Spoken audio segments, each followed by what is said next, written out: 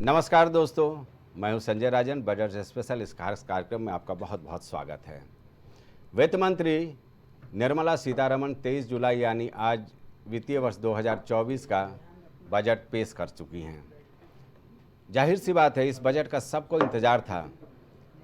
इस मायने में एक नया इतिहास रचा गया है कि 7वीं बार लगातार किसी महिला वित्त मंत्री ने संसद में बजट पेश किया है। पहला तो इतिहास ये है। दूसरा ये है कि पार्ट 3 मोदी सरकार, नेहरू गांधी के बाद तीसरी बार देश के प्रधानमंत्री बन के नरेंद्र मोदी ने एक नया इतिहास रचा है और उसी की सरकार का पार्ट 3 का बजट आज सदन में पेश हो चुका है। जाहिर सी बात है, इस बजट की जहां तक बात की जाए तो 9 मुख्य बिंदु रहे हैं इस बजट को, जिसके आधार पर इसे तैयार किया गया है। पहला कृषि, रोजगार, सोशल जस्टिस, विनिर्माण, ऊर्जा, urban development, infrastructure, innovation, research और नेक्स्ट जनरेशन रिफॉर्म्स। ये 9 प्रमुख बिंदु रखे गए हैं जो इस बजट का सार है और इसके इर्द गिर्द ही 2024 में पेश किया गया मोदी पार्ट 3 सरकार का पहला बजट हमारे सामने पेश हुआ है।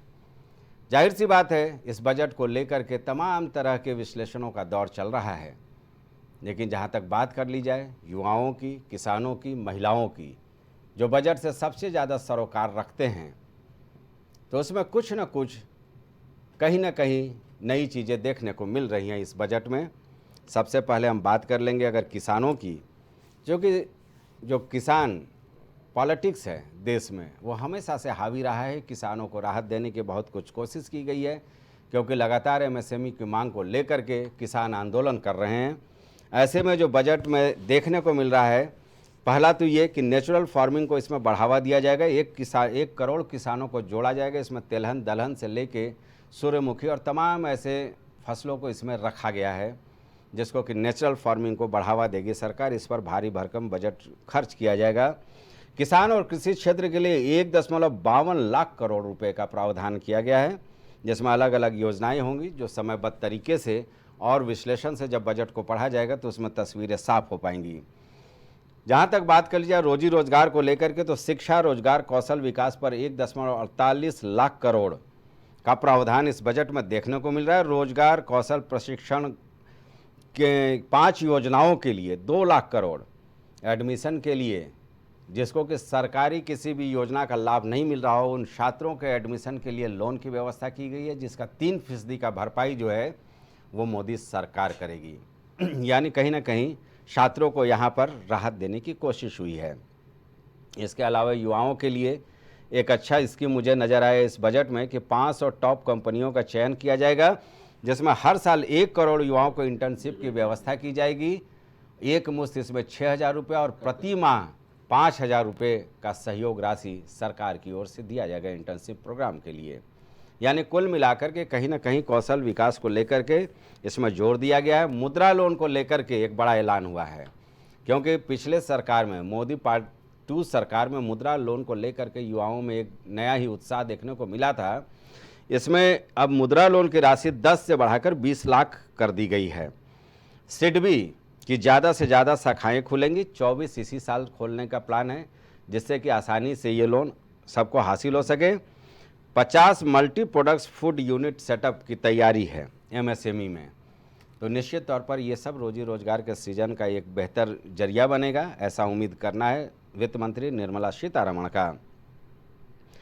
एक और बेहतर प्रोग्राम हमें देखने को मिल रहा था कि जहाँ तक बात कर ली जाए टैक्स की, टैक्स स्लैब, चूँकि जो आम आदमी है, मध्यम वर्ग है, उससे सबसे ज़्यादा जुड़ाव जो होता है वो टैक्स स्लैब पर होता है। और बजट में इंतज़ार इस बात का किया जाता है कि टैक्स स्लैब में क्या सरकार प्रावधान करने जा रही है।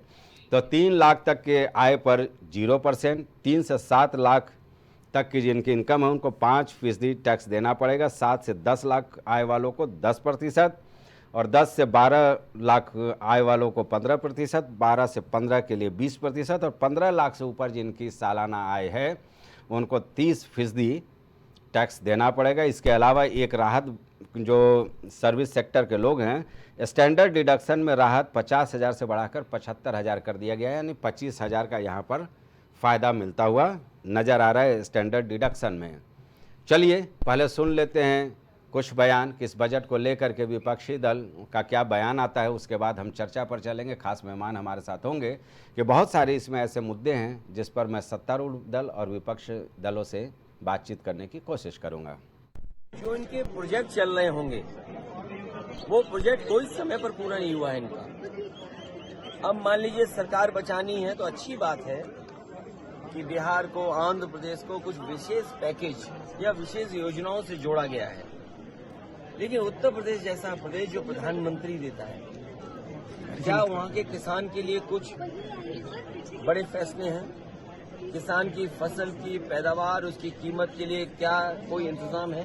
कहने को तो याद होगा आप सबको कि पिछली बार कहा था कि मंडी और एग्रीकल्चर इंफ्रास्ट्रक्चर के लिए स्ट्रेंथन करने के लिए लाखों करोड़ रुपए हैं। अगर वो इंफ्रास्ट्रक्चर स्ट्रेंथन हुआ था तो इसका मतलब किसान की आय दोगुनी होनी चाहिए या किसान की आय बढ़नी चाहिए थी, वो तो नहीं बढ़ी। तो किसान के साथ संकट पैदा किया इन्होंने, बेरोजगारी इन्होंने बढ़ाई है। 10 साल में जो इतनी बेरोजगारी बढ़ गई उसको कैसे कम करें, और वो भी आधी अधूरी नौकरी से। वित्त मंत्री के तौर पे निर्मला सीतारमण जी का ये 7वां बजट है जो कि मोरारजी देसाई के रिकॉर्ड को तोड़ते हुए एक नया रिकॉर्ड कायम कर रहा है। सीतारमण जी को बधाई व शुभकामनाएं। यह बजट बहुत ही संतुलित बजट है। इसने हर वर्ग का ख्याल रखा है, चाहे वो किसान हो, युवा हो, महिला हो या फिर व्यापारी हो। देश के अंदर किस तरीके से विकास को गति दी जाए उसका इस बजट के अंदर खासा ध्यान रखा गया है। जिस तरीके से सोना और चांदी आम जनमानस से दूर होता जा रहा था, आज करीब 6% उसके अंदर कस्टम ड्यूटी कम करके सरकार ने अपनी मंशा जताई है कि सरकार आम जनता की सरकार है। कृषि में भी अब बजट को बढ़ा के किसानों के हित में काम करने का एक दृढ़ संकल्प दिखाया है सरकार ने। स्किल इंडिया के तहत 20 लाख युवाओं को स्किलिंग कराने का प्रोग्राम भी सरकार ने प्रस्तुत किया है। इसके साथ ही आईटीआई को बढ़ाने का और उसका किस तरीके से विस्तार हो, इसके लिए भी सरकार काम कर रही है। ये बहुत ही संतुलित और बहुत ही देश को विकसित करने वाला बजट है। जिस तरीके से डिफेंस के सेक्टर को मजबूत करके देश की सीमाओं को मजबूत करने का एक सरकार ने संकल्प लिया है, और इसके साथ ही छोटे व्यापारियों के लिए बड़ी राहत प्रदान करने का काम किया है टैक्सों में सरलीकरण करके। यह एक बहुत ही संतुलित और बहुत ही विकासशील बजट है। अलग अलग प्रतिक्रियाएं हैं। विपक्षी दल बजट की आलोचना कर रहे हैं, जबकि एनडीए के जो घटक दल हैं, राष्ट्रीय लोकदल, उनके नेता को आप सुन रहे थे, वो बजट को काफ़ी संतुलित बता रहे हैं। जाहिर सी बात है कुछ इनोवेशन को लेकर के ये सरकार काम कर रही है। सूर्य घर मुफ्त बिजली योजना, 1 करोड़ घरों को 300 यूनिट तक बिजली मुफ्त देने की योजना है। 15 लाख से ज़्यादा लोगों ने रजिस्ट्रेशन करा लिया है इस सोलर पावर प्रोजेक्ट को लेकर के, तो ये भी एक सराहनीय कदम है। पीएम आवास योजना में 3 करोड़ नए मकान देने का प्रोविज़न किया गया है इस नए बजट में। इंडस्ट्री को बढ़ावा देने के लिए 12 नए इंडस्ट्रियल हब को विकसित किया जाएगा। ये निश्चित तौर पर इंडस्ट्रियल डेवलपमेंट कॉरिडोर के नाम पर यह अगली परियोजना है अगले चरण की, तो जाहिर सी बात है इसका भी स्वागत करना चाहिए। कृषि को लेकर के 5 राज्यों में किसान क्रेडिट कार्ड लॉन्च करने की योजना की बात हम कर लें। युवाओं के लिए 50 लाख नए रोजगार सृजन के अवसर की बात इस बजट में कही जा रही है। तो जाहिर सी बात है कि इस बजट को लेकर के तमाम तरह की बातें हैं, लेकिन हाँ, ये ज़रूर कहा जाएगा कि बिहार और आंध्र प्रदेश के लिए सरकार ने झोली खोल दी है। बिहार को 41,000 करोड़ का विशेष पैकेज दिया गया है, जिसमें 3 एक्सप्रेसवे हैं और बक्सर में 2 लेन गंगा पुल 26,000 करोड़ की लागत से इस योजना में स्वीकृत किए गए हैं। बोधगया और नालंदा, बोधगया को बिल्कुल काशी कॉरिडोर की तर्ज पर विकसित करने की योजना तैयार की गई है। नालंदा को भी विश्व स्तरीय पर्यटक स्थल के रूप में सरकार विकसित करने जा रही है। तो एक तरफ जहां नीतीश कुमार को निराशा मिली थी कि बिहार को स्पेशल राज्य का दर्जा, विशेष राज्य का दर्जा तो नहीं मिलेगा क्योंकि सरकार ने ये साफ कर दिया था, लेकिन करीब 41,000 करोड़ का भारी भरकम बजट दे करके कहीं ना कहीं संतुलन बनाने की कोशिश की गई है। बिहार में चूँकि चुनाव भी होना है तो जाहिर सी बात है सरकार की मेहरबानी दिख रही है। आंध्र प्रदेश के लिए 15,000 करोड़ के विशेष पैकेज का ऐलान है। चलिए, हमारे साथ हमारे खास मेहमान जुड़ चुके हैं। सबसे पहले हम आपको उन मेहमानों से परिचय करा दें हमारे साथ बालकृष्ण जी मौजूद हैं स्टूडियो में। सबसे पहले बालकृष्ण पांडे जी, आपका स्वागत है। आप प्रवक्ता हैं बीजेपी के सत्तारूढ़ पक्ष, जो कि बजट की सराहना करते हुए नजर आएंगे इस चर्चा में। मेरे ख्याल से अमित तिवारी हैं, कांग्रेस के तेज तर्रार युवा प्रवक्ता हैं, हमारे साथ स्टूडियो में मौजूद हैं। हमारे साथ प्रवक्ता समाजवादी पार्टी डीपी यादव भी मौजूद है। डीपी यादव, आपका भी बहुत बहुत स्वागत है। और नीरज द्विवेदी जी राजनीतिक विश्लेषक हैं, इस चर्चा में हमारे साथ जुड़े हुए हैं। सबसे पहले नीरज जी, आपसे ही चर्चा की शुरुआत कर लेते हैं, क्योंकि सत्तारूढ़ और विपक्ष तक आते आते तो मामला गर्मा गर्म हो जाता है। इस बजट को, मोदी पार्ट 3 का जो पहला बजट है, इसको किस रूप में देख रहे हैं नीरज जी?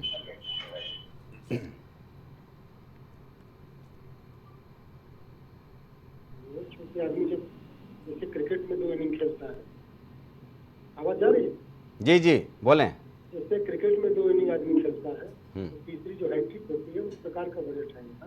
जो भी इनकी योजनाएं चल रही थी, जो अभी लॉन्ग टर्म चल रही है, उसको भी ध्यान में दिया, जो नई योजनाओं को देखा उसको भी ध्यान में दिया।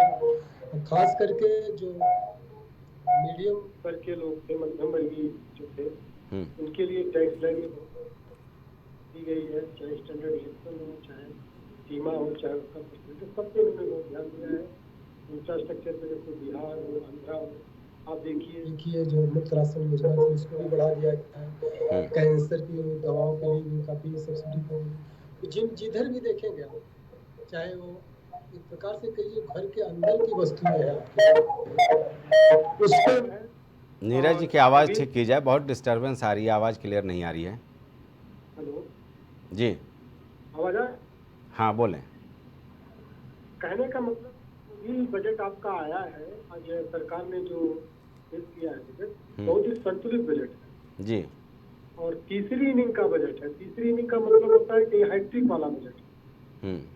जो भी अधूरा काम है उसको भी, और जो नए काम उससे भी सरकार ने बहुत ही ध्यान पूर्वक बजट को तैयार किया और किया है।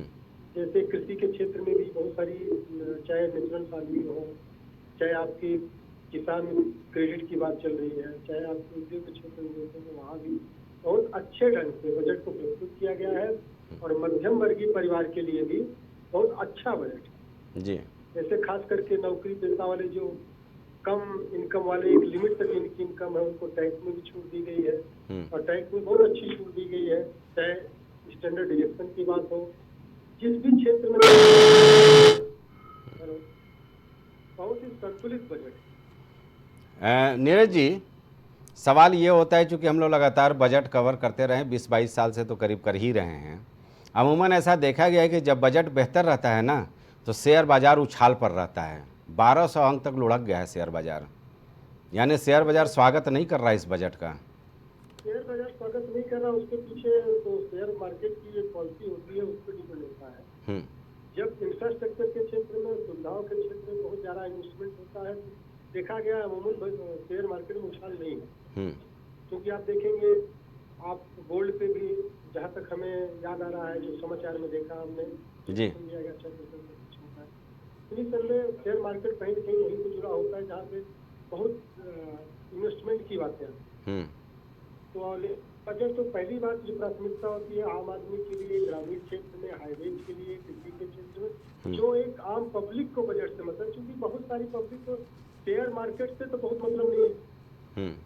शेयर मार्केट तो आप जैसे बुद्धिमान लोग इसको पकड़ते हैं कि नहीं, शेयर मार्केट जा रहा है, ऊपर नीचे आ रहा है। अभी आप चुनाव के पहले देखे थे, शेयर मार्केट बहुत उछाल मारा, उसके बाद फिर नीचे आया। इन सब चीजों का विश्लेषण बहुत हाई लेवल पे होता है। अच्छा, मध्यम वर्ग और निम्न मध्यम वर्ग की बात कर ली जाए, जो देश की लगभग हमें लगता है कि 50% से ज़्यादा ही आबादी इसमें आती है, उसके लिए इस बजट में क्या कुछ आपको खास नज़र आया? कौन कौन सी चीज़ें ऐसी हैं जो उसके सरोकार से हैं, जो सस्ती हो गई हैं? क्योंकि हमें याद है बचपन में हम लोग जब बजट का इंतज़ार करते थे, तो माँ वगैरह बताती थी कि बाबू दिया सलाई सस्ता हो गया, नमक इस बार सस्ता मिलेगा, है ना, नमक मिर्च, यही सब की चर्चा होती थी कि कौन सी चीज़ें सस्ती हो गई। बजट का इंतज़ार जो होता है ना, एक कहा जा सकता है लेटेस्ट क्लास फैमिली, विशिष्ट वर्गीय को छोड़ दिया जाए तो बाकी आम सारे परिवारों को इसका इंतज़ार रहता है कि क्या कुछ हमें सस्ता मिलेगा। देखिए, आम परिवार की जहाँ तक बात करते हैं, बहुत सारे परिवार ऐसे हैं जो अपने घर के अंदर की वस्तुओं को उनका चिंता नहीं, हाई लेवल के लोग। हमें तो देखना है कि हमारे किचन में क्या है, हमारे खेत में क्या हो सकता है। जैसे आप देखिए बिजली के बिल को लेके देख लीजिए, जो सोलर पे सब्सिडी दी जा रही है, सोलर पे उन्होंने और भी दिया है बजट में, उससे सबसे बड़ा फायदा हम ही आपको होता है। जो अगर आप अपने आप को मीडिया में मानते हैं, हम तो मानते हैं अपने आप को, तो मानते हैं कि जैसे जो भी बिल 5,000, 6,000, 8,000 रुपये आता है हमारे घर में, क्योंकि बहुत ज्यादा बिल तो हमारे यहाँ नहीं आता, लेकिन 5,000 भी एक सामान्य व्यक्ति को, नौकरी पेशा वाले व्यक्ति के लिए बहुत ज्यादा आता है। जब से इन्होंने सोलर को बढ़ावा दिया, तो आज तो जो हमारा एक यूपी पीसीआर, हम तो उत्तर प्रदेश से रहने वाले हैं, तो बहुत सारे घरों में जो सोलर के प्लांट लगा दिए, उससे बिजली का बिल इनका कम हो जा रहा है, उसके में सब्सिडी भी दी जा रही है। तो हमारा क्या था, पहले जब हम छोटे थे, क्योंकि पिताजी नौकरी में थे, तो आते तो बजट तो ही बताया जाता है कि हमें टैक्स। चलिए, ये तो आंकड़ा मैं बताऊंगा। अभी तक 15 लाख ही रजिस्ट्रेशन हुआ है, क्योंकि एक एक रजिस्ट्रेशन में महीनों लग जा रहा है। मेरे घर मोहल्ले में भी लोग इंतजार कर रहे हैं 3-3 महीने से। ऐसे 140 करोड़ आबादी तक पहुंचने में न जाने कितने साल लग जाएंगे। बहरहाल चलिए उस पर बाद में चलेंगे। बालकृष्ण भाई, चूँकि बजट आपके सरकार का है, तो आप तो मुंह मीठा कर रहे होंगे, लेकिन मेरा काम तो वही है कि जो अच्छी बातें हैं उसकी मैं सराहना करूंगा, और जहां कमियां दिखेंगी आलोचना करेंगे। शेयर बाजार भाई 1200 अंक तक लुढ़क गया जी, माने करोड़ों रुपए स्वाहा हो चुका होगा इस बजट के बाद जी। देखिए, जो भारत सरकार का जो बजट है, ये देश की आकांक्षाओं को पूरा करने वाला बजट है। देश के युवाओं की जो आकांक्षा है, जो विकसित भारत की जो संकल्पना है, उस लक्ष्य की ओर कदम बढ़ाने वाला, या 2047 तक जो हमने लक्ष्य रखा है कि भारत को विकसित राष्ट्र बनाएंगे, उसकी ओर ले जाने वाला ये हमारा बजट है। जहां हमने कृषि के क्षेत्र में एक 1.5 लाख करोड़ से ज़्यादा का हमने प्रावधान दिया हुआ है, वहीं हमने अगर आप देखेंगे तो स्किल डेवलपमेंट और शिक्षा के लिए 1.48 लाख करोड़ हमने दिया हुआ है। हम पीएम अर्बन हाउसिंग के लिए भी 10 लाख करोड़ रुपए दिए गए हैं इस बजट में। 1 करोड़ युवाओं को हमने लक्ष्य लिया है कि जो टॉप 500 कंपनियां हैं उसमें उनको इंटर्नशिप कराई जाएगी, और उनको उससे जो भत्ते या अन्य चीज़ें मिलती हैं वो भी प्रदान किया जाएगा। मोबाइल फ़ोन सस्ता हुआ है। कैंसर जो एक पूरे विश्व के लिए एक महामारी है, एक विभीषिका है, जिसकी दवाएं बहुत महंगी हैं, उसको हमने पूरा टैक्स फ्री कर दिया। उसमें कोई कस्टम ड्यूटी नहीं, 3 दवाओं पे उस पर कोई कस्टम, जो सबसे इम्पॉर्टेंट है, उस पर कोई कस्टम ड्यूटी नहीं जी, कोई कस्टम ड्यूटी उस पर नहीं लगेगी। ठीक है। इंफ्रास्ट्रक्चर के लिए 11.11 लाख करोड़ रुपए दिया हुआ है। भारतीय जनता पार्टी की सरकार, अगर आप चाहे अटल जी की सरकार को देख लें, चाहे प्रधानमंत्री मोदी जी की पिछली 2 सरकारें और 3.0, निश्चित रूप से इस देश के इंफ्रास्ट्रक्चर में जितना विकास भारतीय जनता पार्टी की सरकार में हुआ है, कभी भी आप आंकड़े उठा के देख लीजिए, 60 सालों में कहीं आपको दिखेगा नहीं कि इस प्रकार की कोई योजना थी। हम तो जब से पैदा हुए तो हम तो सिंगल रोड पे चले थे, लखनऊ भी आते थे, कभी प्रतापगढ़ सिंगल रोड थी, लेकिन आज 4 लेन रोड हमको दिखाई पड़ती है, 4 लेन 6 लेन, और अगर स्वर्णिम चतुर्भुज आप देखें, या इस प्रकार के बहुत सारे हाईवेज हैं जी जी। हम लोग बोलते थे कि शेरशाह सूरी के बाद अगर कोई रोड निर्माण कराया तो अटल बिहारी बड़ी वाजपेयी। गंभीरता के साथ जब हम इंफ्रास्ट्रक्चर की बात करते हैं, तो ये ऐसा नहीं हुआ कि अमेरिका की इकोनॉमी तब डेवलप हुई जब रोड, जब क्या कहते हैं, डेवलप हो गई, तब वहां का इंफ्रास्ट्रक्चर नहीं डेवलप हुआ।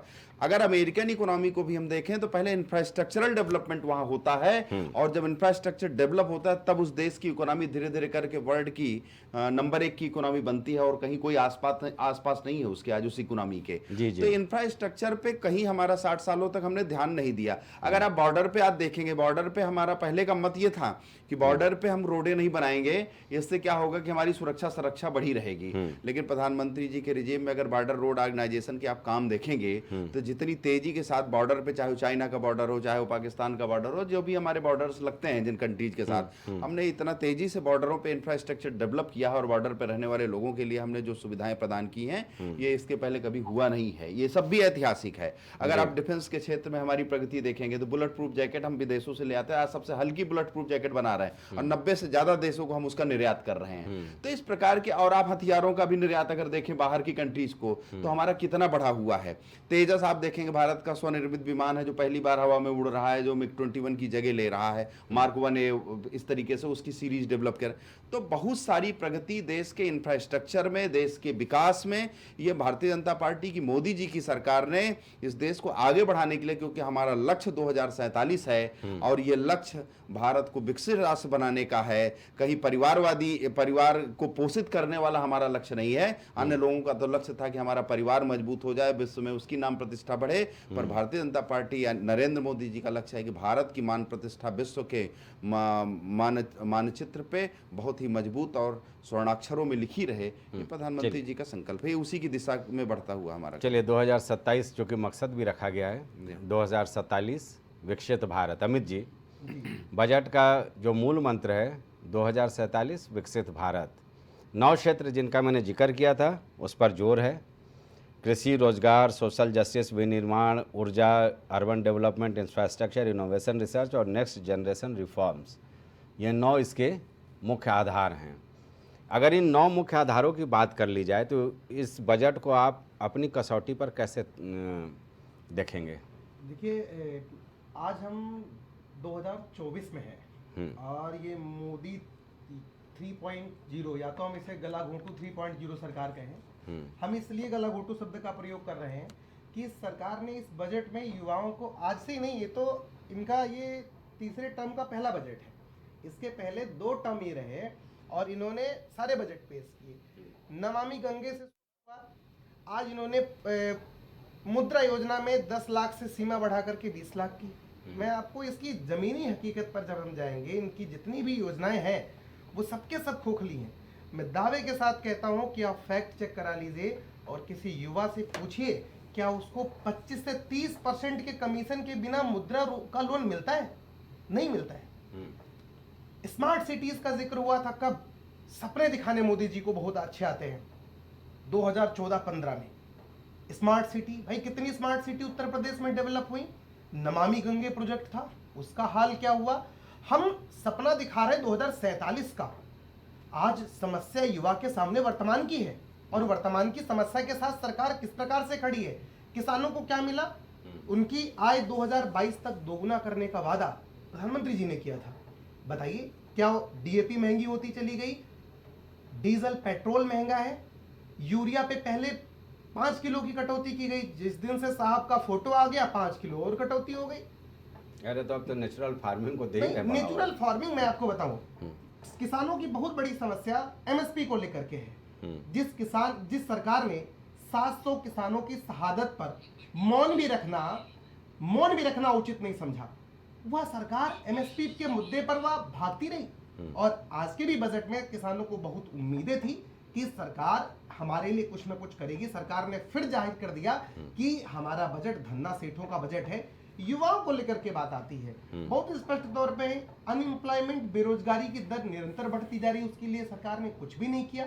और न ही कुछ इसमें दिखता है। सरकार ने जो 30 लाख से अधिक सरकारी नौकरी के पद हैं, जिनको ठेके बेस पर आप उठा रहे हैं, कॉन्ट्रैक्ट बेसिस पर दे रहे हैं, निजीकरण के हाथों में सौंप रहे हैं, सभी गवर्नमेंट सेक्टर्स को, पब्लिक सेक्टर्स को, वो वैकेंसीज आप क्यों नहीं भर रहे हैं? उनके लिए युवाओं का विजन क्या है? जब इनसे आप युवाओं का रोजगार को लेकर के सवाल करेंगे, अभी देखो कल प्रधानमंत्री जी की, मोदी जी की मैंने संसद में बाइट सुनी। अरे वाह, इतना लाचार व्यक्ति दिख रहे हैं, कह रहे हैं हमारा विपक्ष ने 2 घंटा गला घोंटा। अरे भाई, गला घोंटू सरकार नाम रख लो। अगर विपक्ष नीट के मुद्दे पर सवाल आपसे पूछता रहा तो मैं तो कहता हूं ना, आपका गला घुटता है साहब, यकीनन घुटेगा, आपसे ज्यादा गला। आप तो बनावटी आंसू आपने एक बार दिखाए। आपने नोटबंदी के समय कहा कि हमको चौराहे पे लटका देना, और कल आप कह रहे हैं संसद के अंदर रो रहे हैं, देश के सबसे पवित्र मंदिर के अंदर आप रो रहे हैं। आपको एक सशक्त प्रधानमंत्री की तरह खड़ा होना चाहिए और देश के शिक्षा मंत्री से कहना चाहिए और उनको हटाना चाहिए। अमित एक सवाल का जवाब दे दो। चलो ठीक है, आरोप प्रत्यारोप अपने जगह। 50 लाख जो नए रोजगार सृजन की बात कही गई है इस बजट में, उसके बाद हर एक साल लगभग 1 करोड़ लोगों को इंटर्नशिप देने की बात कीजिए। 500 टॉप कंपनियों का सरकार चयन करेगी। 6,000 रुपये एक मुश्त और 5,000 रुपये प्रतिमाह इंटर्नशिप के दौरान देने की बात कही जाएगी। मुद्रा लोन को लेकर के भी राशि बढ़ा दी गई है। हो सकता है कि युवा कुछ बड़ा रोजगार करना चाह रहे हो, उनको 10 लाख में नहीं हो रहा होगा, तो चलो उसको और बढ़ावा देने की बात हो रही है। तो इसमें गुरेज क्या है भाई, क्या दिक्कत क्या है? राजन जी, कोई गुरेज नहीं है। देखिए, युवा के लिए अगर कोई भी योजना आती है तो कोई गुरेज नहीं, लेकिन हम इस बात को कहना चाहते हैं कि इस देश के युवा ने विगत 10 वर्षों से देखा है कि जो कहा जाता है वो होता ही नहीं है। अब मैं आपको बताऊं इनके रोजगार का मानक क्या है। जोमेटो में जो स्विगी डिलीवरी करता है खाना, उसको भी रोजगार की श्रेणी में लाते हैं। ये ओला से डेटा उठा लेते हैं, ओला में जितने रजिस्ट्रेशन नोट कर लीजिएगा, जवाब आपसे लेंगे। मैं आपको बताऊं कि इनका मानक ये है, ये युवाओं को बेहतर जिंदगी कैसे दे सकते हैं, उनके सपनों को किस प्रकार से इंटरप्ट करना पड़ेगा मुझे। मैं आपको बताऊं, आप अपने तथ्य को रखिएगा, मैं इस बात को पूरा कर लूं कि इन्होंने विगत 10 वर्षों में जो युवाओं के साथ छल किया, आखिर क्या समस्या है कि आप सरकारी नौकरियों पर बात नहीं करते? आपके पास 30 लाख से अधिक पद खाली है, आरटीआई की सूचना है, आरटीआई से भाई डेटा निकलता है पूरा, आप उनको क्यों नहीं भरना चाहते? आखिर क्या समस्या है? यह बजट पूर्ण रूप से किसान विरोधी है, इसमें किसानों को कुछ नहीं मिला।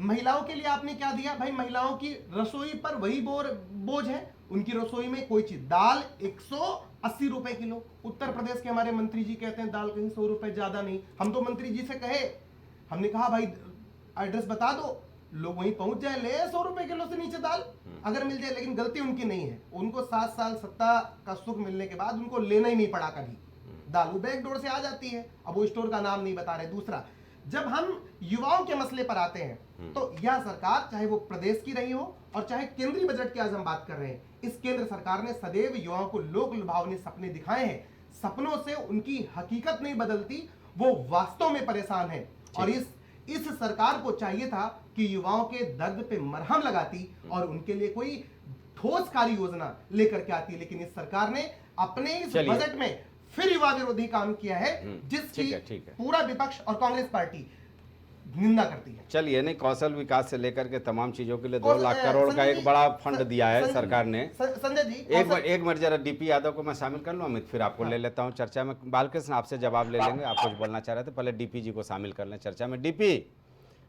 ये मोदी पार्ट 3 सरकार के पहले बजट को आप किस रूप में देखते हैं? दावा तो ये किया गया है कि किसान, युवा, महिला, इंफ्रास्ट्रक्चर से लेकर तमाम 9 बड़े मुद्दों को लेकर के ये केंद्रित है बजट, लेकिन आप किस नजरिए से देख रहे हैं?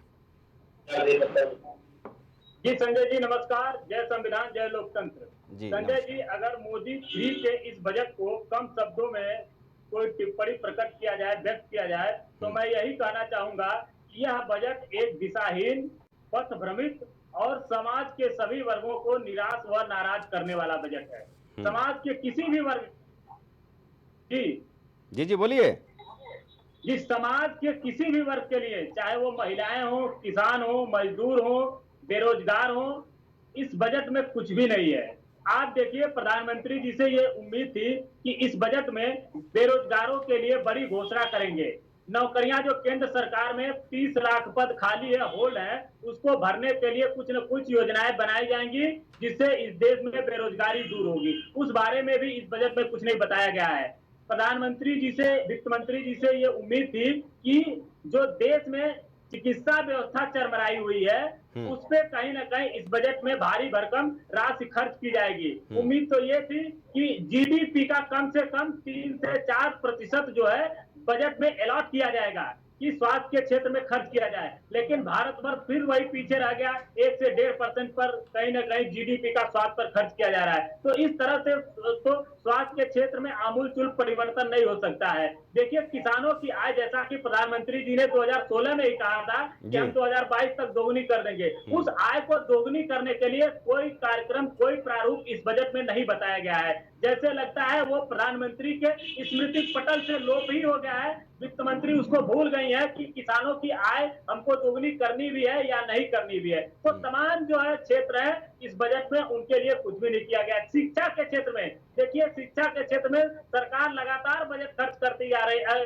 कम करती जा रही है। जो शिक्षा का क्षेत्र है उसमें कहीं ना कहीं जो शोध का एक महत्वपूर्ण विषय होता है, शोध के क्षेत्र में भी सरकार खर्च नहीं करना चाहती है। जो उच्च शिक्षा है उसमें भी सरकार इन्वेस्ट नहीं करना चाहती है। तो किसी भी क्षेत्र के लिए सरकार कोई एक कार्य योजना नहीं बना पा रही है। सरकार की क्या नीयत है वो स्पष्ट नहीं हो पा रहा है इस बजट से। और जैसा कि आपने बताया अभी कि जो शेयर बाजार भी है वो भी इस बजट को लेकर के आशंकित है, सशंकित है, तो उसने भी कहीं न कहीं अपनी मंशा जाहिर कर दिया। शेयर बाजार जो है धड़ाम से लुढ़क गया। इसी तरह से सबकी उम्मीदें और जो आकांक्षाएं थी पूरे देशवासियों की, वो भी धड़ाम से लुढ़क गई है। आज की डेट में सभी लोग निराश है, नाराज है और कहीं से भी इस बजट से खुश नहीं है। महंगाई कम करने के लिए प्रधानमंत्री और वित्त मंत्री के पास कोई कार्य योजना नहीं है। तो कुल मिलाकर संजय जी, ये बजट बहुत ही खराब बजट है और दिशाहीन बजट है ये। चलिए बालकृष्ण जी जवाब दे दीजिए भाई। भाई बहुत सारी बातें की। एक इनका सीधे जवाब देता हूं। मेरा सवाल भी नहीं, जोड़ आप लीजिए। उसको करेंगे तो एक इनका मेरा जवाब सवाल मुश्किल हो जाएगा। अच्छा नहीं, ठीक इनका है, जवाब पहले दे मुश्किल हो लीजिए, ठीक है, जाएगा। दे लीजिए। देखिए, चाचा भतीजे की जेब से नौकरियां देने वाले लोग, सैफई को मुख्य नौकरियों का केंद्र बनाने वाले लोग जब नौकरियों पे बात करते हैं तो उनको चुल्लू भर पानी लेके अपना चेहरा देख लेना चाहिए। एक बात। दूसरी बात यह है कि इस पूरे प्रदेश को भ्रष्टाचार कुशासन की गर्त में डालने वाले लोग, इस प्रदेश का अपराधीकरण करने वाले लोग जब अर्थव्यवस्था या बजट पे ज्ञान दें तो उनको अपना चेहरा एक शीशा रखना चाहिए और देखना चाहिए।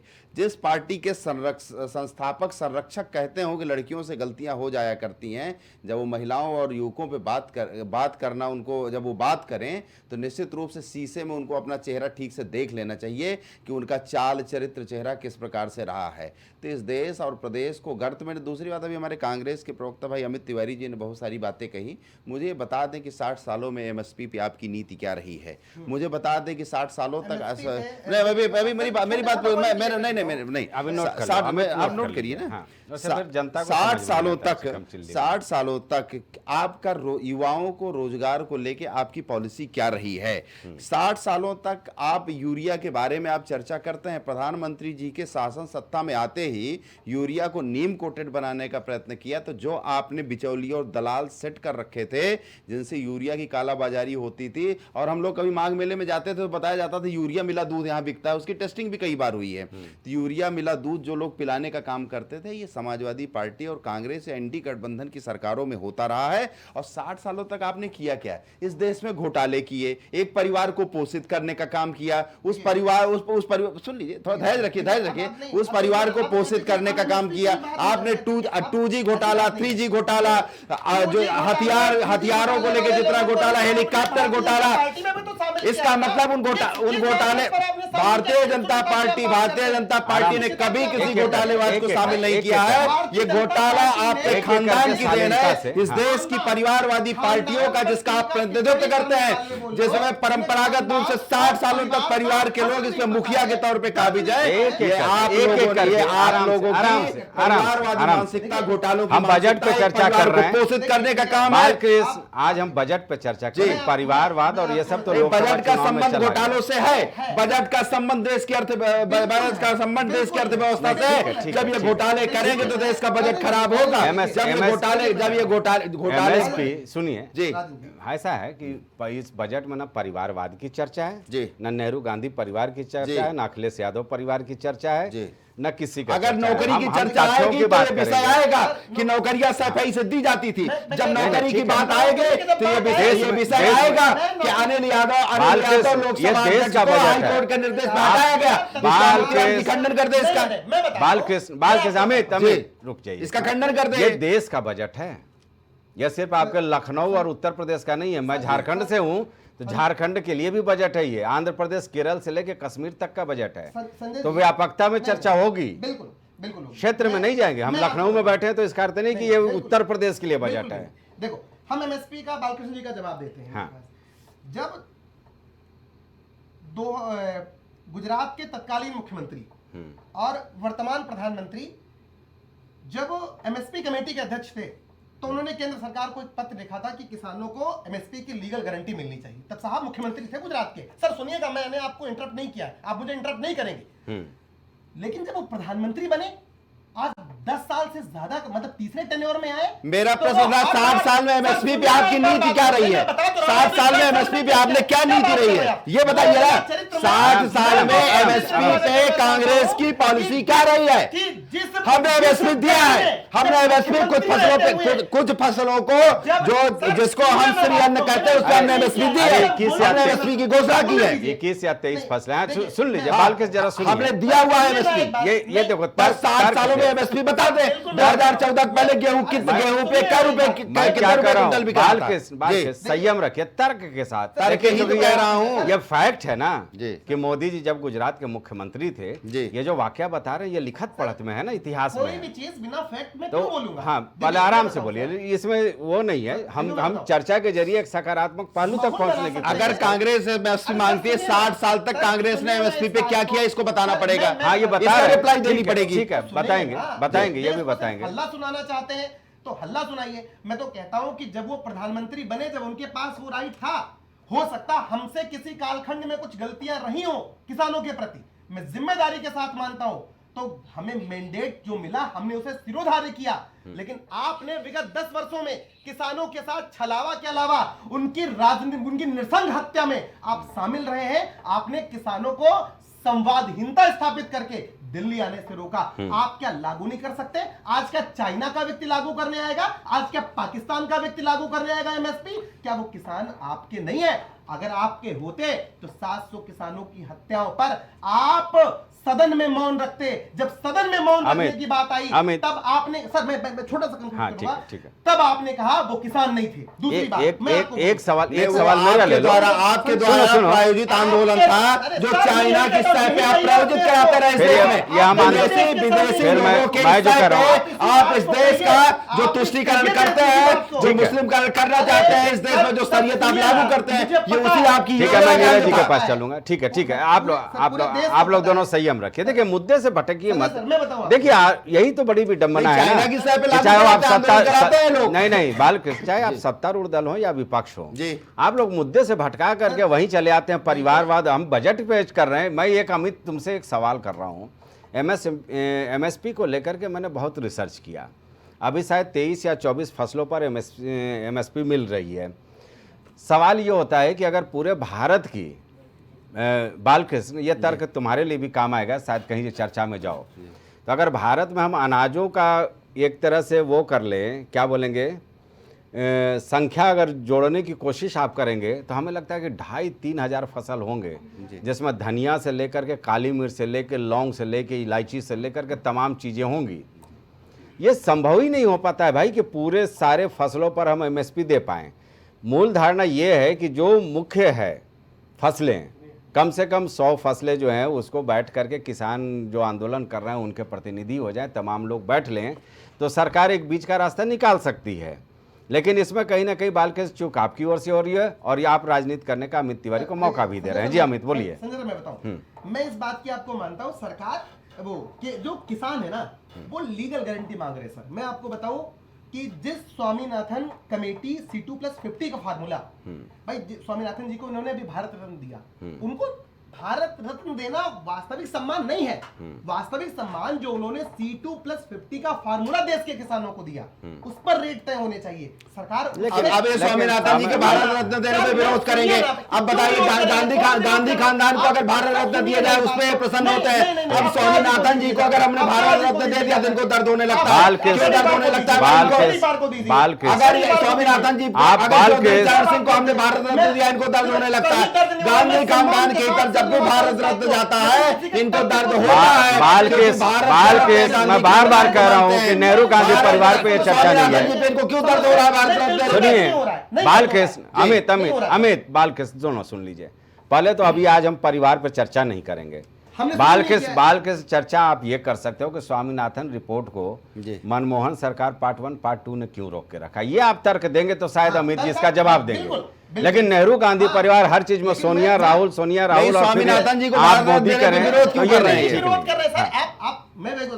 विरोध उसकी बात नहीं हो रही है। इसको आप दोबारा देख लीजिएगा तथ्य के साथ में। मैं दावे के साथ कहता हूं कि कोई विरोध नहीं। मैं कहता हूं उनको वास्तविक श्रद्धांजलि तब होगी जब C2+50 का फार्मूला सरकार लगाती। क्यों हटती है? दूसरी बात, अरे आपकी भी तो सरकार थी, अमित जी लगा देते आप ना यार। संजय जी मैं बहुत छोटे से बात कहता हूं सर। अभी धान की रुपाई हो रही है, 2 महीने बाद किसानों को धान कटेगा। देखिए अब मैं आपको बताऊं, किसान सिर्फ लीगल गारंटी चाहते हैं। किसान नहीं कहते कि सारी फसल सरकार खरीदे। ठीक है। किसान नहीं मांग करता, किसान कह रहा है कि एक लीगल C2+50 का रेट निर्धारित हो जिसके पर कानून बने कि उससे नीचे कोई भी खरीदारी नहीं कर सकता है। चलिए। जब एक चिप्स बनाने वाला, जब एक कुरकुरा बनाने वाला अमित व्यक्ति, जी, एक अमित चाय जी। बेचने वाला व्यक्ति अपने अमित चीजों के जी, दाम निर्धारित कर सकता है, अमित जी, तो चलिए किसान अपनी चलिए चीजों के दाम क्यों नहीं सुनिए निर्धारित कर सुनिए सकता है इस देश सुनिए, में? मैं दो चीज़ों की बात कर दूं। ये किसान पॉलिटिक्स और यूथ पॉलिटिक्स ना इस देश के लिए दंश बन गया है। हर एक सियासी दल, चाहे वो बालकृष्ण हो या आप हो या कोई भी हो, सिर्फ राजनीति की बातें करते हैं। स्वामीनाथन रिपोर्ट आ गया था आपके पास भी, मनमोहन पार्ट 1 पार्ट 2 सरकार की आप लागू कर देते, आज झमेला ही नहीं रहता। किसान तो बेचारा मारा मारा फिर रहा है, पैदावार करके बैठा हुआ है और कहीं ना कहीं आत्महत्या करने को मजबूर होता है। दावे और वादे इरादों से कुछ नहीं होता है। नीरज जी आवाज आ रही है? जी जी, आपको जा रही है? नीरज जी की आवाज अभी भी ठीक नहीं हो पा रही है क्या? आवाज जा रही है आपके पास? हाँ हाँ, जी जी। नीरज जी, सबसे बड़ी बात यह है कि टैक्स स्लैब में इस बार तो कोई राहत नहीं दी गई है, पुराना वाला ही ज्यों का त्यों रख दिया गया है, लेकिन स्टैंडर्ड डिडक्शन में 25,000 की राहत दी गई है। इससे क्या लगता है कितना लोगों को राहत मिलेगा? 25,000 की राहत क्या होती है? बड़ी राहत। जी जी, वो छोटी राहत नहीं है। मैं यही आम जनता को समझाएं। जी, 50,000 की राहत जो होती है, आपका स्टैंडर्ड डिडक्शन एक लिमिट के बाद जब घटता है, कभी कभी आप स्लैब में नीचे आ जाते हैं। कई स्लैब बनाए गए जो छोटे छोटे स्लैब होते हैं, कभी क्या 50,000 आपको 10% नीचे आएगा, कभी कोई 15% पहुंचा देता है। तो जो भी है डिडक्शन, स्टैंडर्ड डिडक्शन होता है, इसको बहुत ज्यादा तो बढ़ाया नहीं जा सकता। जी जी, कुछ ज्यादा हम अभी बढ़ा दें इसको तो आपका जो लिमिट है वो नीचे आ जाएगी, आप टैक्स लाएंगे ही नहीं। और टैक्स का जो पूरा असर है इस लाइफ का, ज्यादातर जो छोटे पड़ता है जिनकी आय 15 लाख तक है, क्योंकि ऊपर वालों की आय तो ऊपर वाले होते ही हैं, उनमें क्षमता होती है। लेकिन अगर किसी एक 10 लाख इनकम वाले 50,000 की छूट मिल गई तो बहुत बड़ी बात होती है। और रही बात नीरज जी, एक चिंता जो निर्मला सीतारमण के इकोनॉमिक सर्वे में था, जो कल उन्होंने पेश किया था, उसमें कहा था कि 10% देश की आबादी वाले लोग ऐसे हैं जिनके पास 2/3 संपत्तियां हैं और इक्वालिटी लाना इसमें बहुत ही आवश्यक है। इस बजट में क्या उसकी कोई झलक आपको दिख रही है क्या, कि केवल अडानी अंबानी की परिसंपत्तियां ही लगातार बढ़ती जाएंगी और हम आप जो है 5% 10% अपना इजाफा जोड़ते रहेंगे सैलरी में? सर, हमें कह रहे थे ये निर्मला सीतारमण की चिंता थी कि देश में आर्थिक समानता लाने की बहुत ही आवश्यकता है और इसको लेकर के सरकार पहल करेगी। तो इस बजट में हमें तो कुछ नजर नहीं आया, आपको कुछ नजर आया हो तो कुछ बता दें। आर्थिक समानता की जहाँ तक बात सोचते हैं हम लोग, पहली बात तो ये दिमाग से निकाल देना होगा कि अडानी अंबानी, हमारे दिमाग में जो चीज बैठ गई है कि अडानी अंबानी सारी संपत्तियां इन्हीं के पास चली जा रही। तो देखिए, तो ये भी हमारे देश का हिस्सा है। अगर हमारे यहाँ का उद्योगपति गरीब हो जाएगा तो हमारे देश की अर्थव्यवस्था भी गरीब होने लगेगी जी। ऐसा नहीं है कि हमारी अर्थव्यवस्था का असर नहीं पड़ेगा। और अभी तक के साथ क्या होता था, जो भी पूंजीपति ऊपर होता जी, चाहे पक्ष हो चाहे विपक्ष, उसकी बात नहीं। अभी आज कांग्रेस सरकार में आ जाए तो क्या अडानी को देश से बाहर निकाल देगी, बंद कर देगी।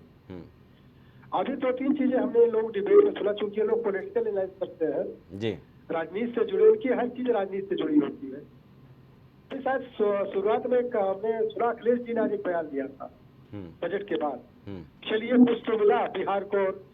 देखिए, चलिए वाला जो शब्द होता है, कहीं न कहीं आप स्वीकार कर रहे हैं कुछ चीजें अच्छी है।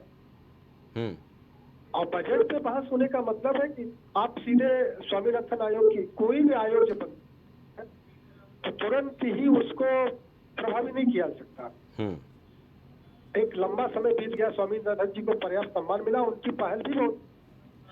अगर अच्छे लोग बैठे हैं सत्ता में तो थोड़ा सा 5 साल में अगर विपक्ष में बैठे हैं, 1 साल विपक्ष में बैठे हैं, तो इंतजार करिए।